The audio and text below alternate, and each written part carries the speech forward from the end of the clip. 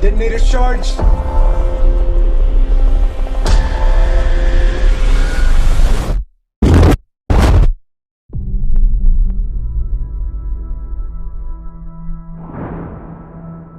We're in a race against the Nazis. And I know what it means if the Nazis have a bomb. We have a 12-month head start. 18. How could you possibly know that? We've got one hope. All America's industrial might and scientific innovation connected here. A secret laboratory. Keep everyone there until it's done.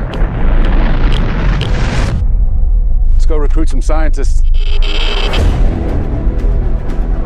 Build a town, build it fast. If we don't let scientists bring their families, we'll never get the best. Why would we go to the middle of nowhere for who knows how long? Why? Why? How about because this is the most important thing to ever happen in the history of the world?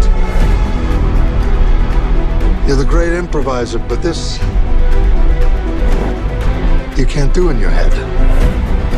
Are we saying there's a chance that when we push that button, we destroy the world? Chances are near zero. Near zero. What do you want from theory alone? 0 would be nice.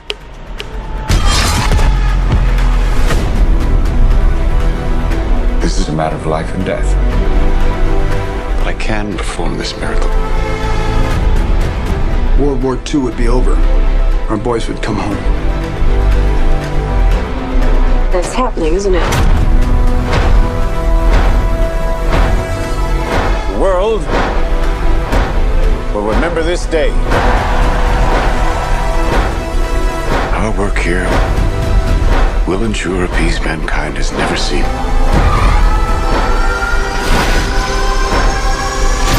Until somebody builds a bigger one. You are the man who gave them the power to destroy themselves. And the world is not prepared.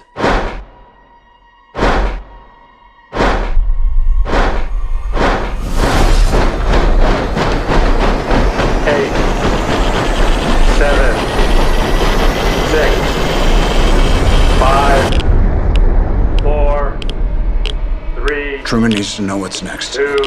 What's next? 1.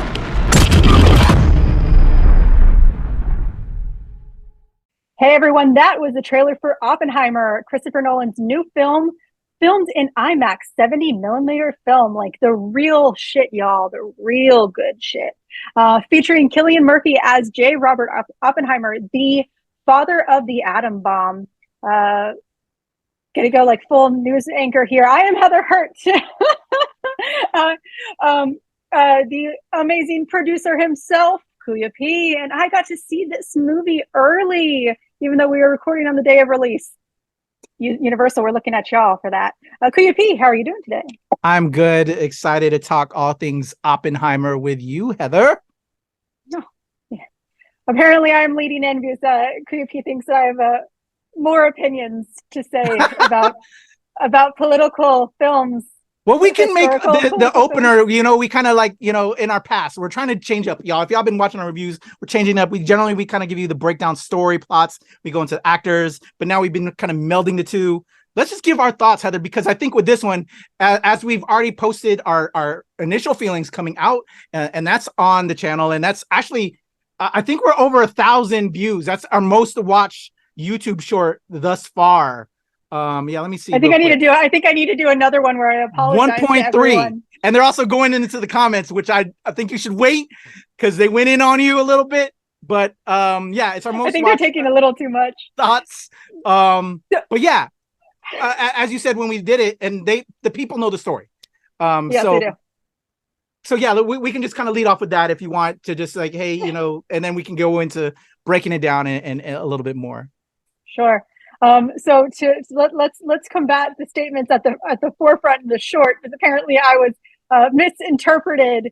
The film is 3 hours long. I was told prior to credits, but it seems like it was 3 hours with credits. because it was a little bit under. It was about 2 hours and 50 minutes of a film. The film is long. It is a long film, but it is long on purpose. I'm not saying that's bad at all. It was a long film on purpose to give that feeling of anticipation. There were literal moments where they had a lot to put in there.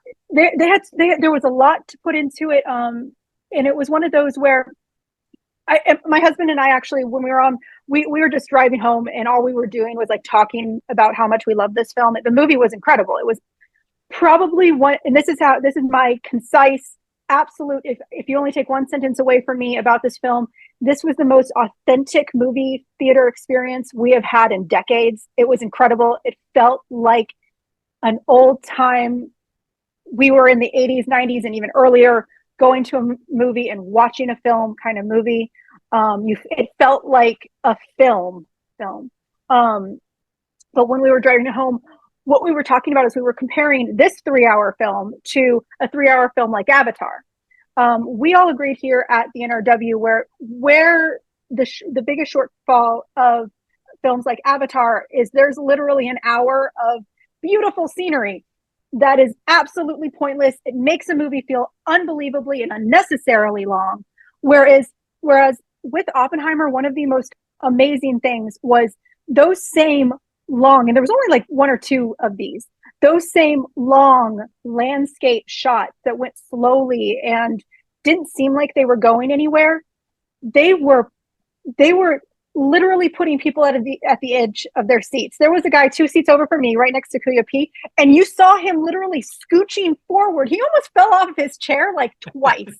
You saw him literally go, oh, like he had to like scooch back.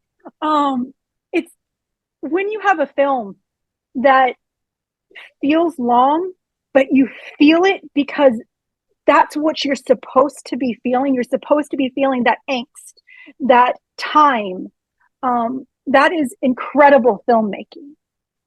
So for all of you who are mad at me, it is long because it is on purpose. And that is how this was shot was incredible. So I'll put a short to apologize to Christopher Nolan, okay? I wouldn't, no. I think the people are just knuckleheads and people interpret without getting the full facts, Heather. No, it's just kind of funny. I'm going after the people. Watch this review. You'll see more here anyway. All right, so Kuya P, those are my initial thoughts. What are yours? About the film or just beforehand? Before we saw it? I can't remember. Before we saw it. Oops. Before we saw it, tell us about how you felt before we saw it. I didn't go there. I knew it would be amazing. Christopher Nolan is one of those filmmakers that knows how to utilize all the tools in his toolbox. So I knew what he was going to deliver. The 3-hour long time was like, oh my gosh. As you know, time is a precious priority, commodity to what you and I do and everything we got going on and stuff. So I'm like, but I don't feel bad, as long as it's utilized well. And here it was purposeful. And so, yeah, it is long. But it's purposeful and there's a reason, you know when you watch the film, to get out the whole story that they're trying to do. So, yeah, those were just my thoughts. I knew it would be beautifully shot, well cast, a great story, and all of that. And we'll get there later, but I can say on the break that they delivered on all of that. But was it completely for me? I'll tell you at the very end once we're done. All right. Yeah. Okay. As for me, when I was going into this, it was basically the same thing. You go into a Christopher Nolan film knowing it's a Christopher Nolan film. So you know that you're going to get every single goddamn movie star on the planet in the movie. You know you're going to get unbelievably gorgeous cinematography. You know that the effects are real, and what you're feeling when you feel that reverb, it's true. And it matched up. So, but that's what when you go into a Christopher Nolan film, that's what you're getting. So yeah, that's my opinion. So let's actually now talk the movie. Now that I've said my apologies in my piece, and we've talked about how we did in the inside, like not the inside on the English. Fine. I don't know it. It's fine. It's my second language. We didn't have the convo after the film. We didn't really get to talk about it. So I'm curious, what were some of the points that you and John brought up? Tell me the things you loved about it, and or maybe lead with, was there anything you disliked? Let's go there. Let's now review this up.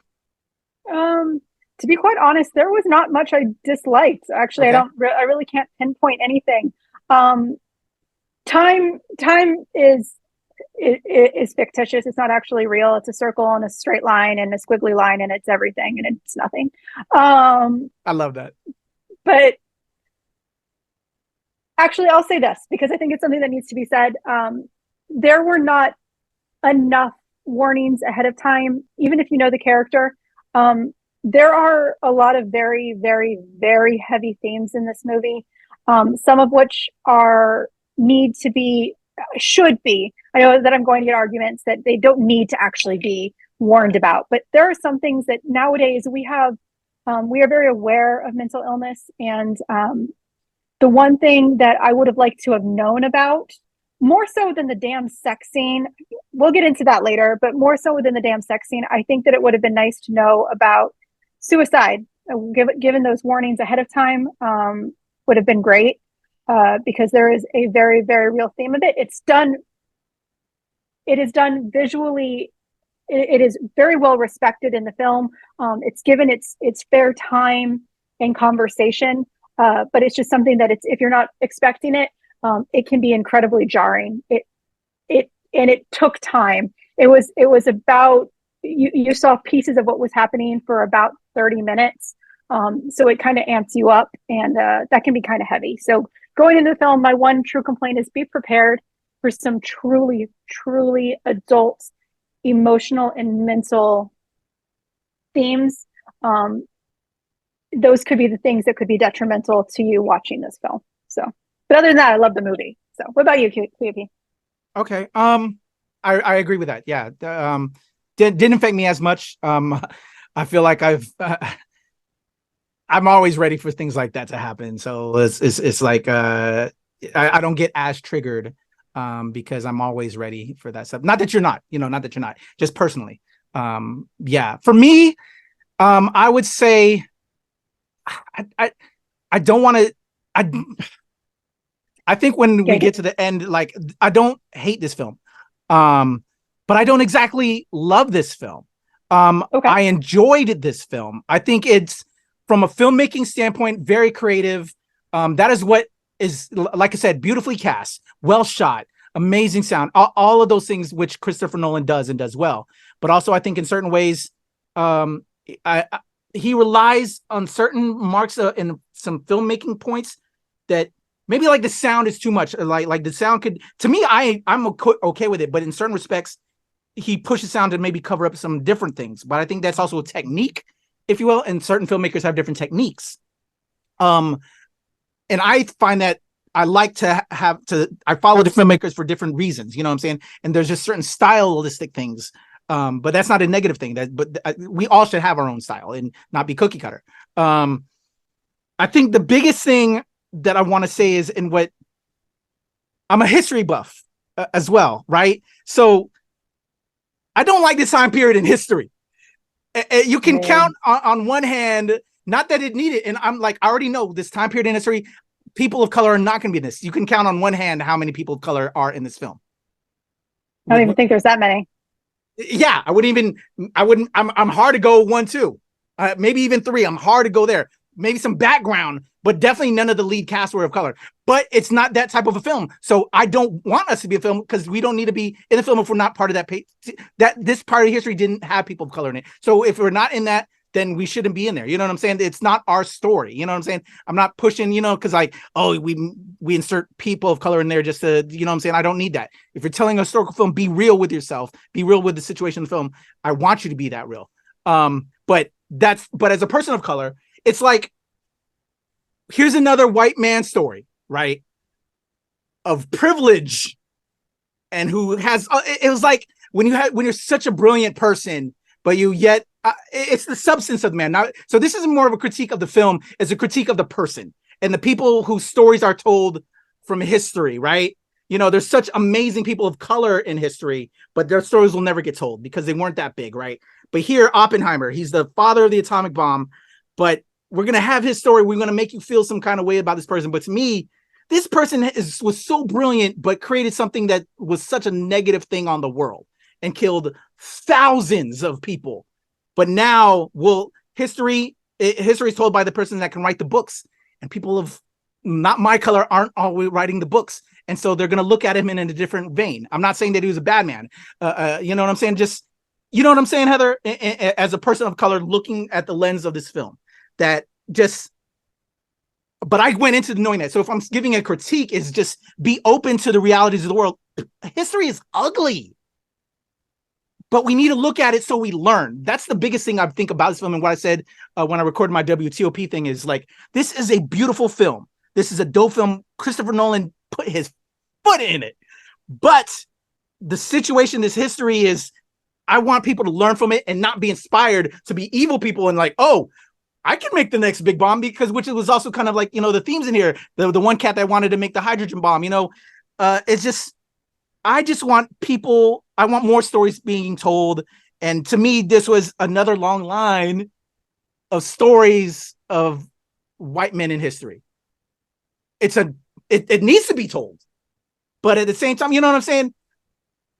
And I guess what I was looking for was, I wanted the people that were affected in Japan to be told. It wasn't going to, you know what I'm saying? Because I think there's a whole story outside of the Oppenheimer story of this country, Japan that because of the effects of the bomb, they are affected for generations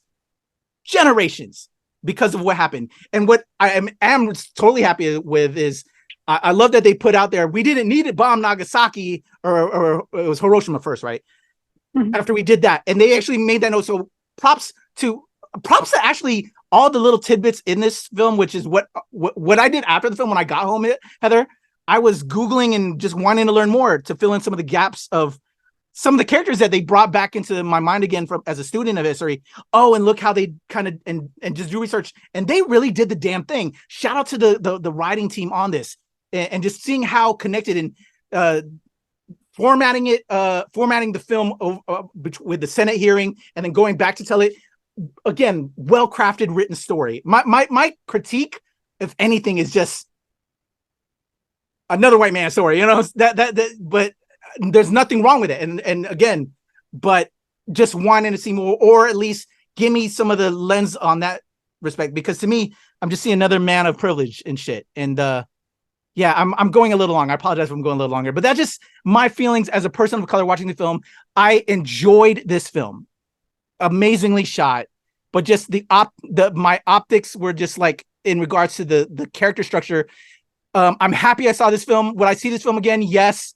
But the feeling with it made me upset is what it left me upset, to be honest, but wanting to know more about the man and doing my research on the man.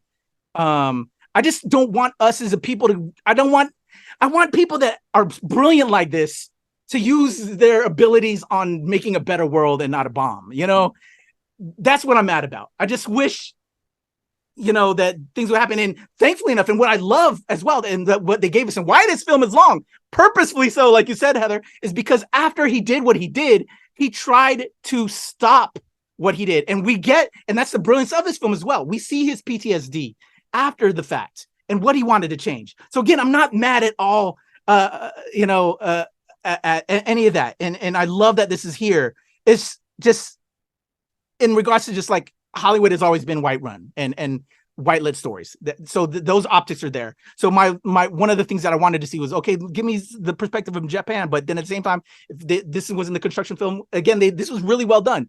It didn't fit, you know, they wanted to show this side of it. And so, yeah, that's why I hate to say that aspect of my thoughts, but that's what came into mind for me. And I'll stop right there, Heather, because I feel like I'm rambling and not giving my full thoughts, but I'm just throwing off these idea bombs or just feelings that I was feeling. But again, brilliant film. But films are supposed to make you mad, right? You know, I went home with spoilers, but not really spoilers. I went home after Barbie with an existential crisis after leaving that. Here, I left out wanting to learn more about this man, but also mad at the world because, man, you can be so brilliant, and then here we are killing ourselves. Just it's escapist entertainment, but it's also entertainment. And I don't know. I'm gonna shut up. I feel like I'm talking too much. Please. Okay, I'm going to. I am. You know I gave me. you a lot. I'm sorry. I would never. I am never going to. Every person of color. Your views are valid. You deserve to be heard when it comes to stories like this. It's unfortunate that we do not hear more stories of color, because we should. I would say for every one white man who has a story, there are 5 women, there are 5 people of color, who have even stronger stories. However, as a woman of Jewish heritage, I will say that one of the parts of this story that made it very, very, very important to be told. I'm going to combat your concern. I wouldn't say combat. I'm going to give some opinions of how I took some of the story to maybe help facilitate a different perspective. So for one of the big elements of the story was the fact that Oppenheimer, who is a Jewish man, was watching what Hitler was doing to the Jews in Europe who he went to school with. And he tried to save them, to bring them into this project. It was one of those where, yes, it was detrimental. Yes, it took him way too fucking long to figure out what he was doing was bad. Especially since by the time they got it built, Hitler was dead. But it was one of those where this is not just so much a white man's story. This is also a Jewish man's story who is trying to fight back against Nazism when it was happening. I'm not saying that it wasn't happening now, because that's unfortunately it is, but it's one of those where this was a minority story. This was a minority story trying to fight back because the minds that we lost, thanks to German destruction and German murder and not German, I'm sorry, I do apologize, Nazi murder, we lost entire generations of science. Which was also one thing that they did bring up in the film was a benefit to the United States, especially when it came to the atomic bomb, because they literally killed off their best scientists. It's absolutely just for someone who lost actual family, 3 generations behind me. It is an absolutely heart-wrenching thing that we lost some of the greatest minds. Unfortunately, all of them greatest minds, white people. I do agree with that. This film is way too fucking white. It's way too fucking white. But it had to be, though. I want to stress that. I'm not saying any. But what I'm saying is that when it comes down to it, there's also different types of minorities. And one of the really important stories about Oppenheimer's story, or parts of Oppenheimer's story, is that one of his big reasons for taking part in the atomic bomb program was because of what he saw his community doing. He was incredibly left-leaning. They even brought up the comment that he's like, don't worry, I won't talk about integration, even though Oppenheimer was pro-integration. He was incredibly left-leaning. He was technically a communist, not McCarthy communist. He was a true communist who wanted integration. He wanted equal rights. He wanted women's rights. He put women in programs that men refuse, especially Christian white men, refuse to have women in. So it was one of those where we also don't want to. One of the big problems in modern day is minorities fighting minorities. Yes, this is a privileged white man's story. Never arguing that fact. But one of the big things that we need to remember is that this is also a minority story about how there were a group of people that were given the opportunity to fight back when their community was literally dying. So that was one really important part of this to me. Once again, yes, he's absolutely a privileged white man, not discounting that at all. Yes, this movie is far too white. But this was always also a really important story for Jews in general. If I can, the other part, right there, I just want to say I see that and I respect that. With my whole diatribe that I came into, I acknowledge that. I just want to say let you know that as well, because I respect you and all of that. Your generation and family has experienced. So absolutely, just my optics. Again, because there's so many valid things there. There's different perspectives, and what we need to do is we need to remember, people, minorities fighting minorities is exactly what white supremacy wants. We are coming together and I am making an argument for my case. Kuya P has every right to his opinion. And it's 100% as valid as mine. 100% as valid as mine. If not more so, especially since there are not enough voices of people of color in any facet anywhere that we that are given the opportunity. So 100%. Once again, I don't want to say, like, negate your thoughts. I'm just giving you a separate perspective. The other one was the story about Japan, the perspective of Japan. This was a little bit privilegey, so I don't disagree. But my husband actually brought up a really good point. So one of the really important themes of this film, as Kuya P mentioned, is PTSD. And it is visualized on the visualization of PTSD is incredible in this film. It's mental, it's emotional, it's physical. You see him physically feel everything. And that's kind of the point of that noise that Kuya P was mentioning. Some of it's so loud and it's so destructive to your senses. And that's done because that's what PTSD is. It is absolutely, it is completely, it engulfs you entirely, and it's terrible. It's mental health to its fullest, the worst of mental health to the fullest.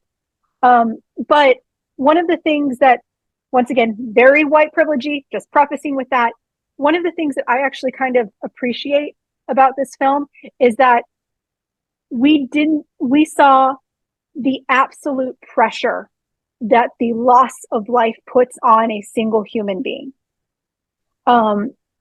Was it a white man? Did we not get enough perspective from the Japanese side? Yes.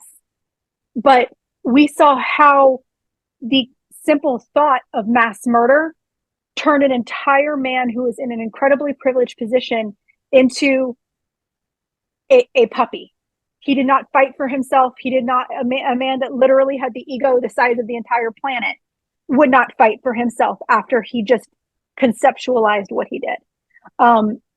Emotionally, that is an incredibly powerful point in this film. So just as a sidebar to the, it would have been nice to see Japan's side, there is a benefit for us not seeing it. What we saw the scientists who were all left-leaning, who all believed that they saw way ahead of time what they were doing and trying to fight against what was happening.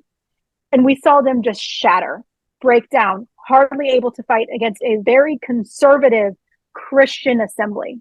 And it's hard. And once again, I'm not defending the white privilege of that at all, but there's definitely a benefit to seeing that as well in film.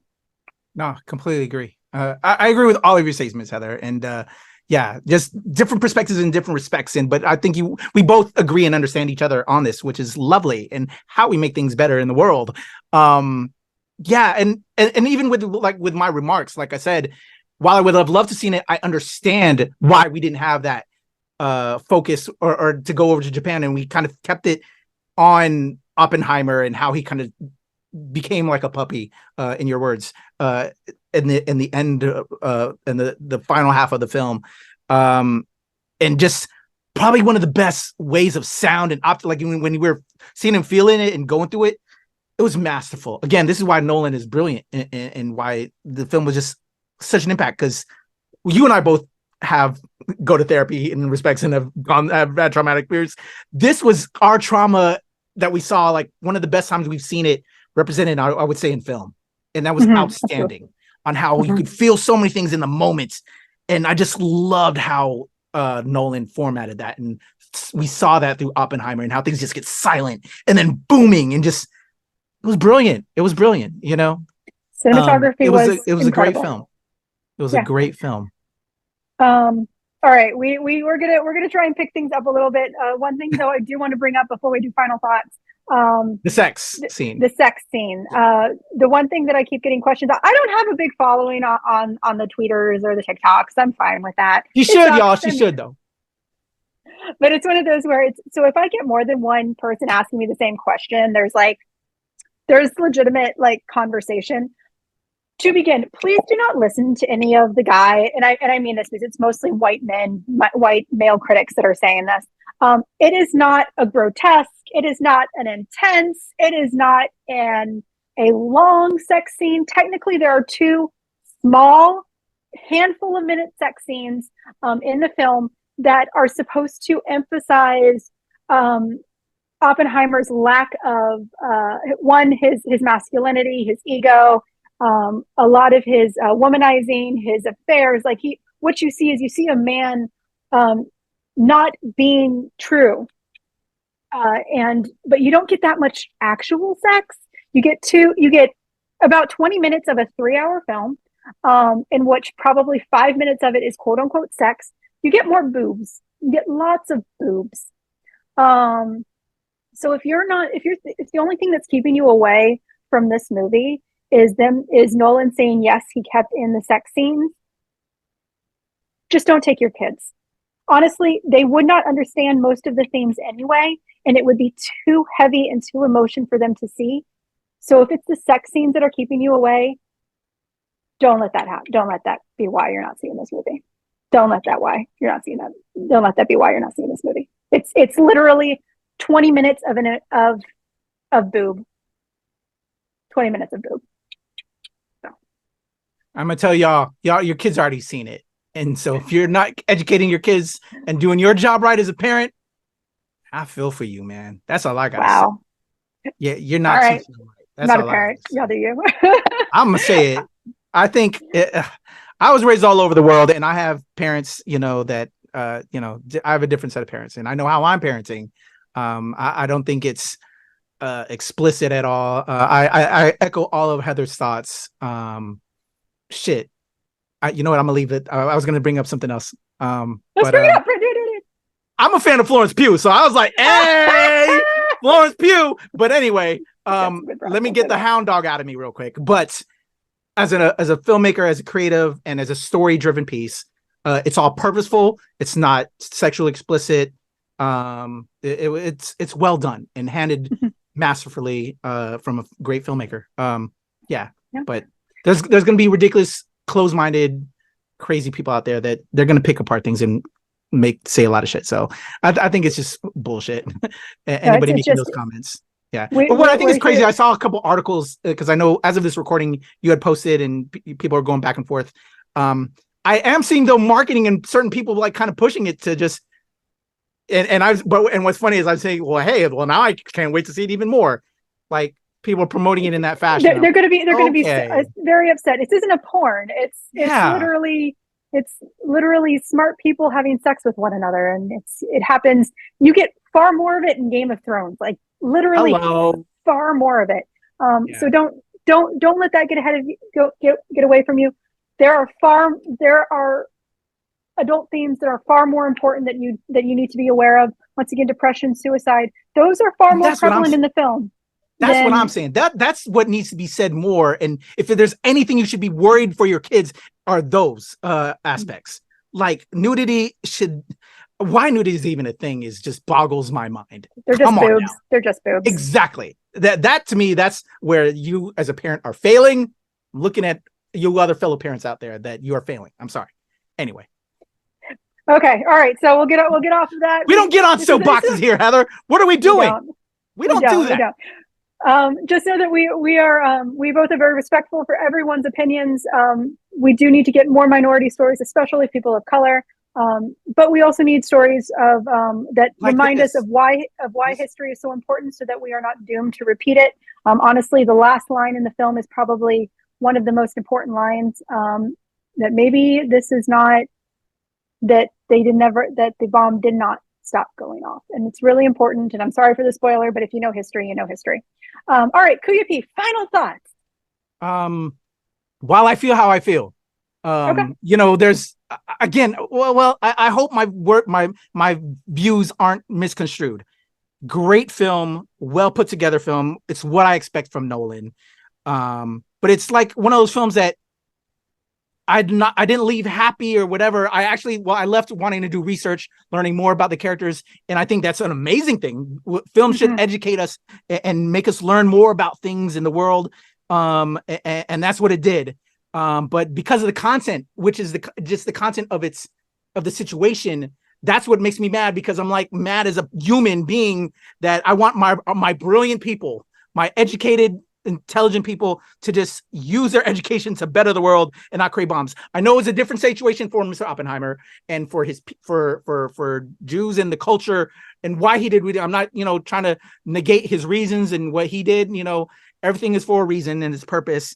But it's just that's just my mindset is where I'm at now in life and the people and all of that. And I understand that's what it was that he was going through. So I totally understand and know that.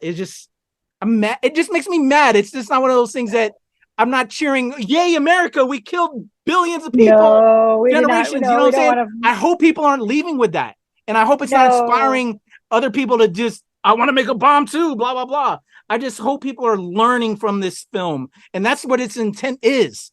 That's what Nolan wants you to know. But I don't know if Middle America is getting that shit, because we fucking, you know what? We don't get on soapbox, but we elected Trump, and that's why I'm just worried. The world is going to shit, and I don't want films like this to inspire these uneducated motherfuckers to do bullshit. Educated people like Nolan and the people who put together this film want us to be educated and learn from our mistakes and not continue to do wrong shit. I'm getting mad, Heather. Stop it, people. Great film. That's all I can say. But I'm like, I didn't leave inspired. I left mad, and that's it. It doesn't say anything about the film. It's a great film. I'm just mad. I don't want us to do shit like this. How about you, Heather? We are literally destroying our own planet, and so please listen to the actual plot of the actual theme of the movie. Let's not repeat history. Let's not absolutely bomb the shit out of each other. Let's plant trees and believe in science and vaccinate, and let's do all of the good things that keep humans and animals alive. Let's not deplete our food sources and destroy our water and all that fun stuff, because guys, we are this close. We have a 1 in 6 chance of making it as a human species. We have a 1 in 6 chance of making it to the year 2100. So let's not do stupid shit anymore. By the way, that's a real statistic. So anyway, I love this movie. It was an incredible experience. Definitely go see it in 70 millimeter if you can. It is available only in 70 and 35 millimeter. So the good news is you're seeing a real movie no matter what you see it. I don't mean to say that bad of digital. I'm sorry. You're seeing real film, no matter what you are seeing. All right. Anyway, Kuya P, tell them where you can find them so that we can get out of here. All right. You can follow me at The Legend Kuya P on Twitter, TikTok, IG, Hive, and of course here with Heather and the whole squad at the NRW and Release Wednesday, where nerds rule the world. There you go. Heather, how about you? I am Nerd as a Heather on Twitter and at Heather as a Nerd on TikTok, Instagram, and now on Blue Sky. Yes, I am on Blue Sky. That one, that Oppenheimer, that Oppenheimer would be on if he was living in this day, because he is a liberal. I am a liberal. When I get an invite, you can find me at Heather is a nerd.bksy.social on Blue Sky. All right, guys, tell us what you think about the movie. Tell us if you think that either of us are wrong. We are always open to communication and all those stuff. So like, subscribe, do all those things, and we'll see you next time. Bye.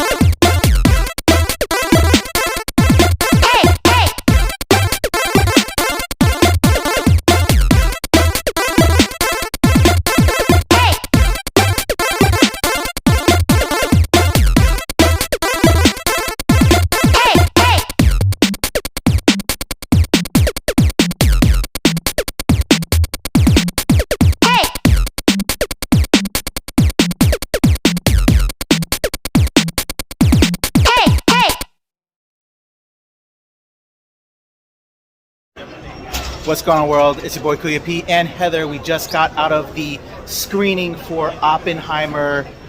Initial thoughts, Heather, what do you think? Beautiful, long. Purposely long, but long. Yes. Christopher Nolan does what he does. Beautifully shot, well acted, amazing sound, cinema, just everything was done really well. But a very heavy film. It's not one of those stories that I don't know, for me, that yay America, no, because we've killed a lot of people, and it's depressing and it's sad. But as a film, it's very well done, and it's a story if you don't know, you get in this. Well, the good news is there's no spoilers because we know exactly what happened, but it did have a really good perspective of how it impacted people, not on the other side of the planet, but of how it impacted the people who did what they did. So completely agree. Yeah, it's gonna have, or I hope it starts conversations so that we don't do shit like this again. But yeah, check it out. Great film. Christopher Nolan did his thing in it. But yeah, something I hope just starts conversation because I don't want to see shit like this happen again. All right, y'all, it's your boy Kuya P. We'll get in deeper. Heather, boy Kuya P. We'll drop a fuller review on the channel. Peep it out, y'all. Subscribe. All right.